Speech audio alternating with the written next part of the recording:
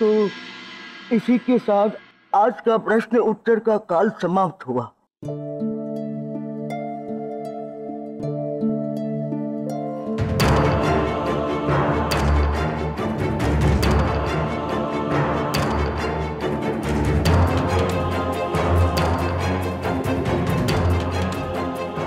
ईश्वर, आज तक मैंने कई महान पुरुषों की सेवा की, मुझसे जितना हो सका पुण्य अर्जित करने की चेष्टा की, और ये सब करने के पश्चात मुझे ऐसा लगा मानो मेरा जीवन परिपूर्ण है।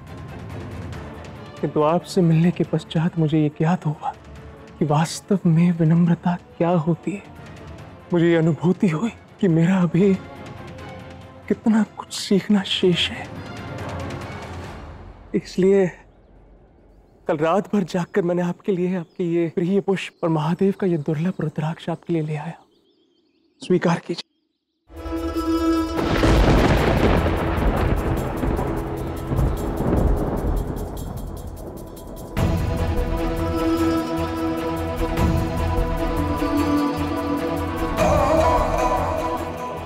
अद्भुत अयन, ये रुद्राक्ष कितना सुंदर और शक्तिशाली है। तुम चाहते तो स्वयं के भले के लिए इसका प्रयोग कर सकते थे, परंतु तुमने इसे मुझे देकर मुझे अपना ऋणी बना लिया। इसीलिए मैं तुम्हें एक वरदान देना चाहता हूँ। मांगो मांगो, क्या चाहते हो तुम? क्या इच्छा है तुम्हारी?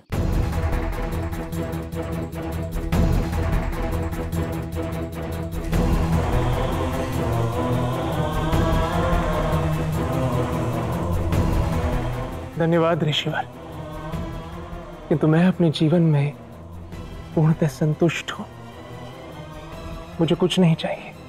नहीं अयन, मैं चाहता हूं, ये मेरा निवेदन है कि तुम मेरी ओर से एक वरदान स्वीकार करो। जी गुरुदेव। अब यदि आप इतना आग्रह कर रहे हैं तो मैं आपसे एक बार स्वीकार कर लूंगा, किंतु अभी नहीं।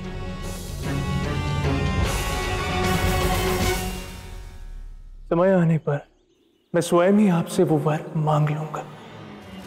अवश्य अवश्य।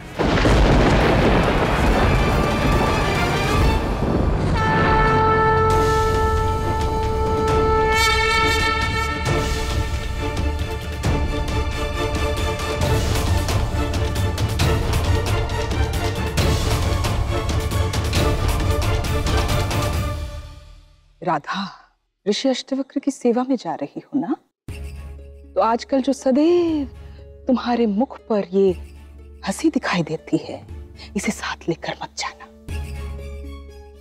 सिद्ध पुरुष है, कदाचित क्रोध में आकर तुम्हें कोई श्राप दे दे,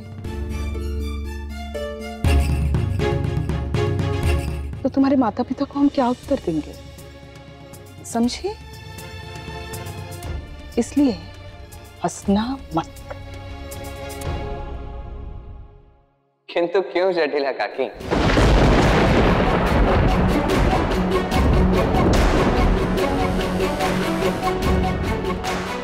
ये तो हमारा मूल अधिकार है कि हम जब चाहे जहां चाहे हंस सकते हैं। इसमें क्या बुराई है? और इसमें किसका अपमान हुआ? देखिए, व्यक्ति की वास्तविक सुंदरता ही ये हास्य है।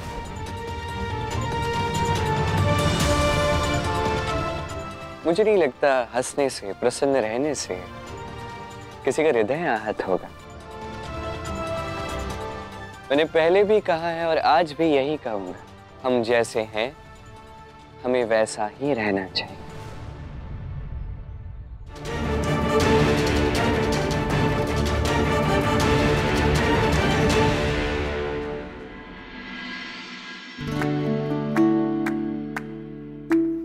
अब मेरे मन के सारे संशय कृष्ण ने दूर कर दिए हैं, तो अब मैं वही करूंगी जो मेरा मन सही समझता है। इसी में मेरा और सबका भला निहित है। ये तुम क्या कर रहे हो कान्हा? तुमने तो मुझसे कहा था कि तुम राधा को उचित मार्ग पर लेकर आओगे, उससे बात करके उसकी सहायता करोगे, किंतु यहां तो तुम स्वयं ही उसे संकट की ओर अग्रसर कर रहे हो। क्यों? मैं वही कर रहा हूँ जो मैंने कहा था।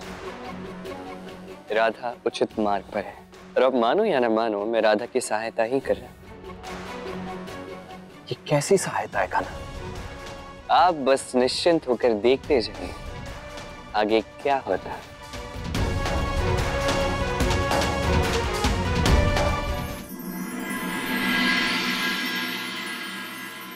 प्रणाम ऋषिवर।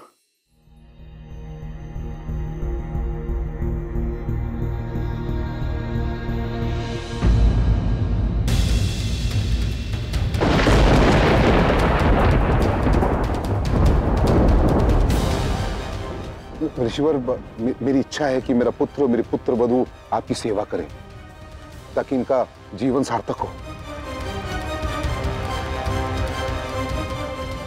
तुम इस प्रकार बिना किसी प्रयोजन के हंस क्यों रही हो?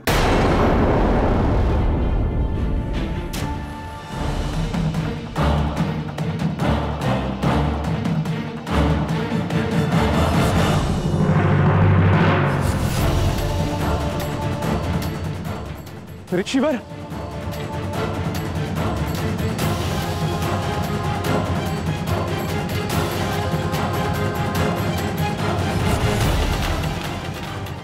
ऋषिवर,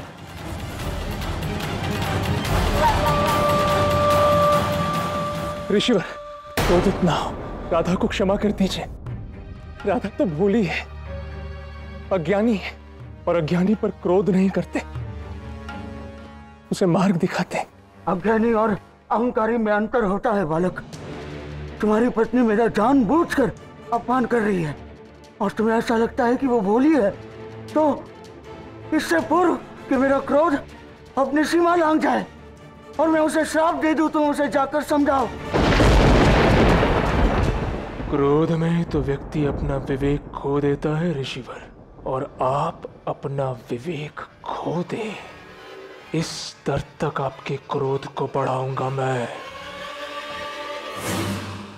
हाथ जोड़कर आपसे प्रार्थना करता हूं गुरुदेव, कृपया अपना विवेक मत खोइए।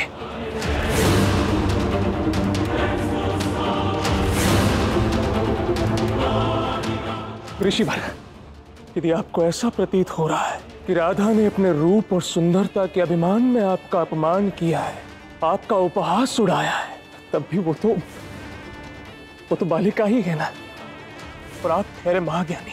आप उससे रुष्ट होकर उससे प्रतिशोध लेने की मत सोचिए गुरुवर।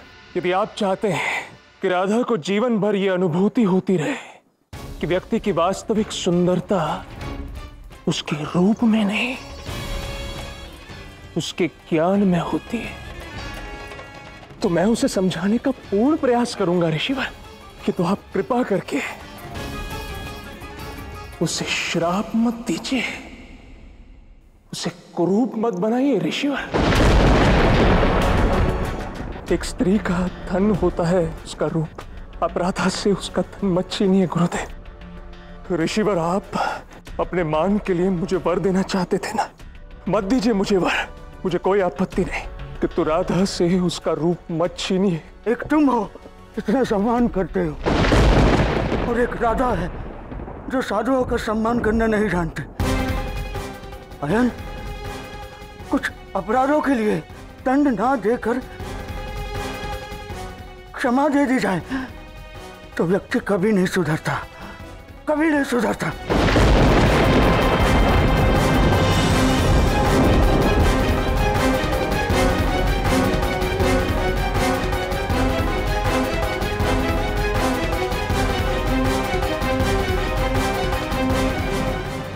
राधा, तुमने मेरा अपमान किया है, मेरे शरीर का उपहास उड़ाया तुमने। अब तुम्हारे रूप के साथ ऐसा कुछ विचित्र होगा जो युगों युगांतर तक सभी स्मरण रखेंगे।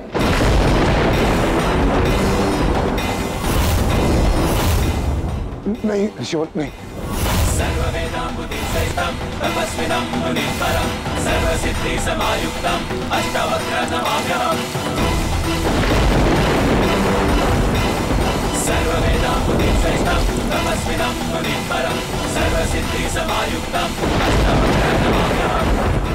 मैं ऋषि अष्टवक्र तुम्हें श्राप देता हूँ।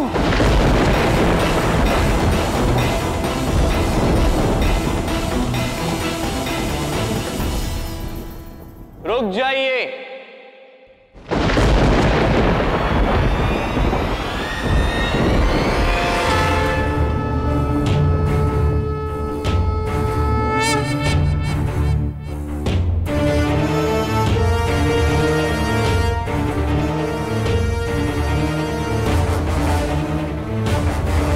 यदा यदा हि धर्मस्य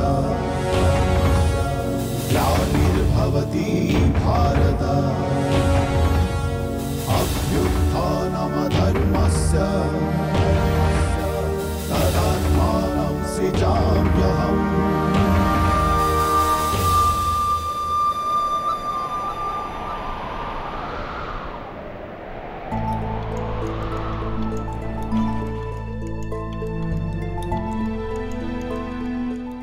ऋषिवर, अपराध चाहे जैसा भी हो, दंड चाहे जो भी हो, प्रत्येक अपराधी को अधिकार है कि वो स्पष्टीकरण दे सके।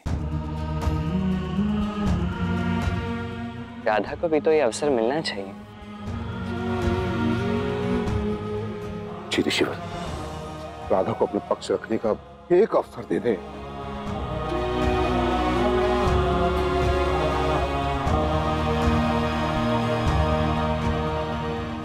राधा, अपने मन में जो भी बात है कह दो, ऋषिवर सुन रहे हैं। ऋषिवर, सबसे पूर्व तो मेरे ना चाहते हुए भी आपको किसी भी प्रकार का दुख पहुंचाए तो उसके लिए मैं क्षमा प्रार्थी हूँ।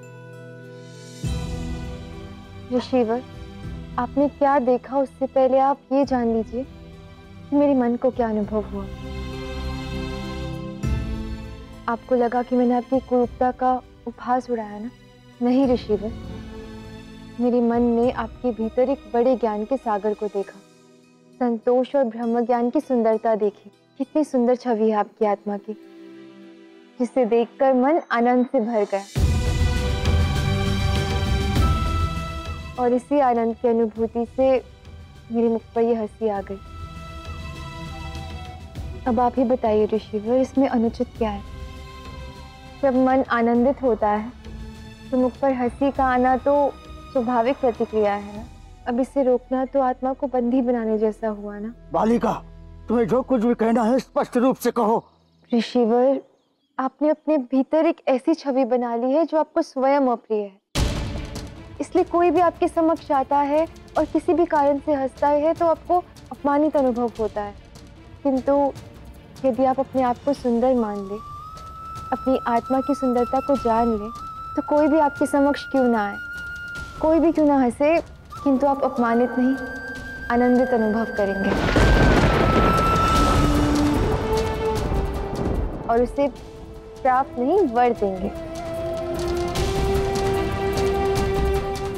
जिसे आप अपमान समझ रहे हैं ऋषिवर, वो केवल आपका भ्रम है, क्योंकि आप स्वयं को कुरूप समझते हैं। और दूसरी बात यह है कि मुझे किसी ने कहा है कि यदि मैं मुस्कुराती रहूं तो मैं अधिक सुंदर लगती हूँ। अब आप ही बताइए ऋषिवर, हर व्यक्ति मुस्कुराता हुआ अधिक सुंदर लगता है ना? ब्रह्मांड का आधार है वेदों का ज्ञान, जो जीवन की सुंदरता का प्रतीक है, जिसे हम ईश्वर कहते हैं, परमेश्वर कहते हैं, उसका तो कोई रूप ही नहीं है। फिर भी हम उसे अति सुंदर कहते हैं, क्योंकि उसका परम हृदय सुंदर है।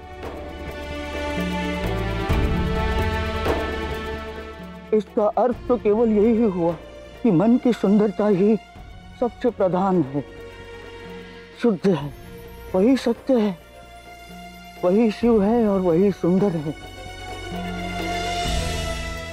राधा, मैं वेद ज्ञानी होकर भी अज्ञानी रहा और तुम तो महाज्ञानी निकली।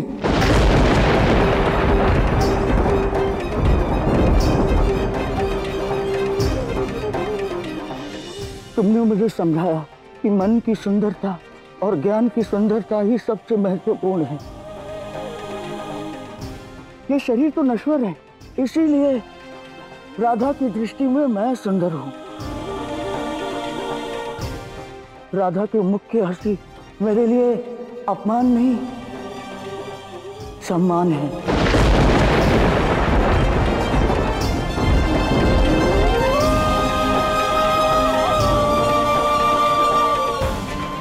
क्या बात है राधा, तुमने इतनी बड़ी बात इतनी सरल शब्दों में समझा दी, मानना पड़ेगा।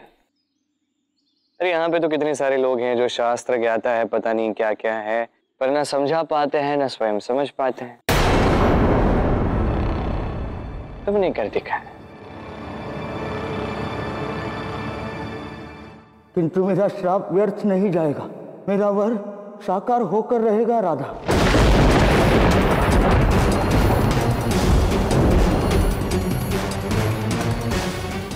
मैं तुम्हारा ये रूप छीन लूंगा।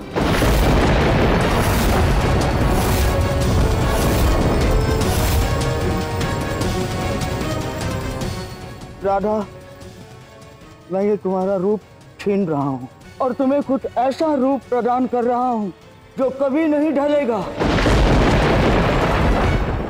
तुम सदैव किशोरी रहोगी।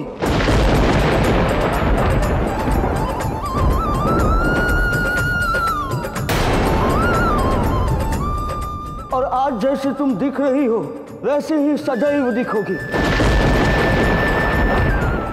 और समस्त संसार तुम्हें किशोरी के नाम से भी जानेगा।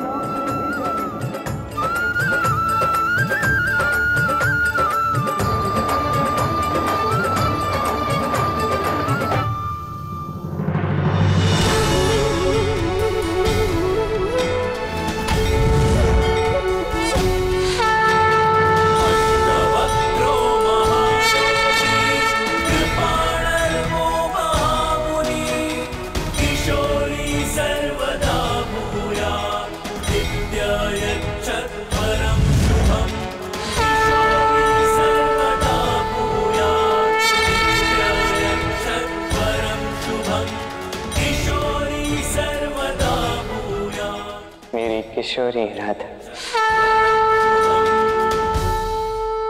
ऋषिवर, आप श्राप भी शीघ्र देते हैं और वरदान भी।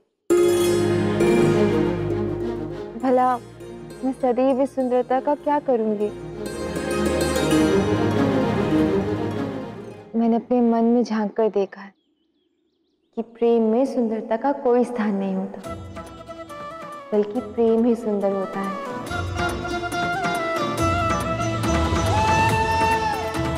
वो केवल मन का संबंध है, शरीर का नहीं। मेरी भोली राधा, आज तुम्हें ये वर इसलिए ही तो मिला है क्योंकि तुम प्रेम का प्रतीक हो, प्रेम की देवी हो, और प्रेम, ये प्रेम ही सबसे सुंदर है। और हाँ, अब मैं बरसाना के लोगों से क्रोधित नहीं हूँ। बरसाना का कोई भी व्यक्ति दंडित नहीं होगा। मैं अभी इसी समय मेरा श्राप वापस लेता हूँ।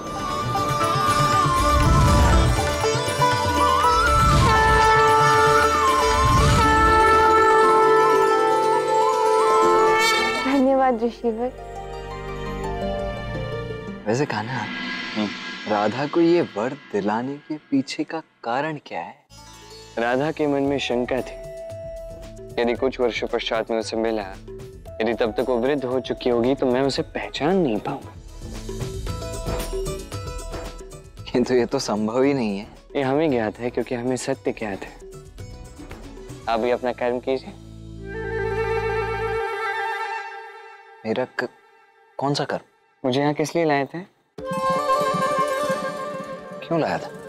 किसी की मति भ्रष्ट हो चुकी थी, उपचार करवाना था। हाँ, याद है। ठीक है, अब मेरे जाने का समय हो गया है। ऋषिवर, एक कार्य तो शेष रह ही गया था। ये मेरा अनुज है, कृष्ण।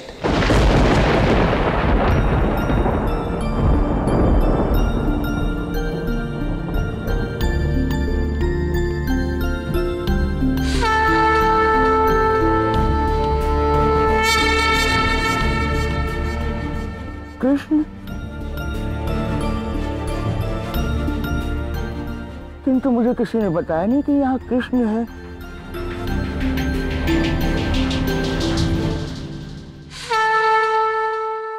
नहीं ऋषि भाई, यहाँ मैं नहीं, आप पूजनीय हैं।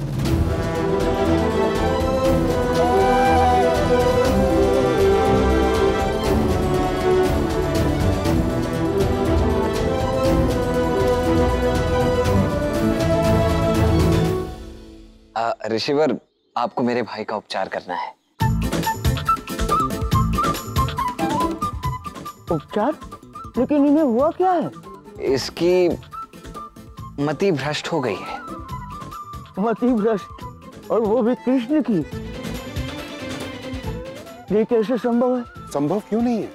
साधारण मनुष्य है ये, और मैंने स्वयं अपने नेत्रों से इसे वृक्ष से बातें करते देखा है। और मैं तो कह रहा हूं आपसे कि इसकी मति भ्रष्ट हो गई है।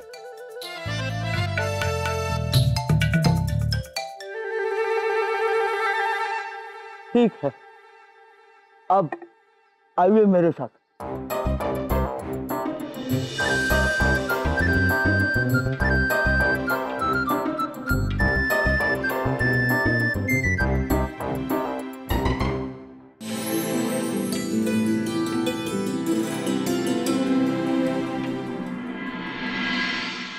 नारायण श्री कृष्ण, स्वयं आप? मैंने तो आपको पहचाना ही नहीं। कोटि कोटि प्रणाम, कोटि कोटि प्रणाम शेषनाग।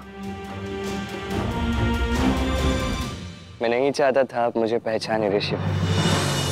मेरी इस अवतार गाथा में एक अध्याय आपको भी लिखना था। मैं आशा करता हूँ नारायण कि मैंने अपना पात्र अच्छे से निभाया।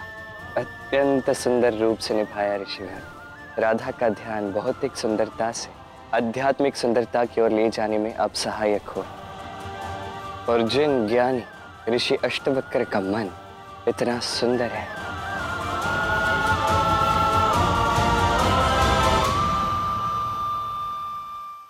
उन्हें मैं स्वयं आलिंगन देना चाहता। आलिंगन? नारायण, ये तो मेरा परम सौभाग्य होगा, परम सौभाग्य।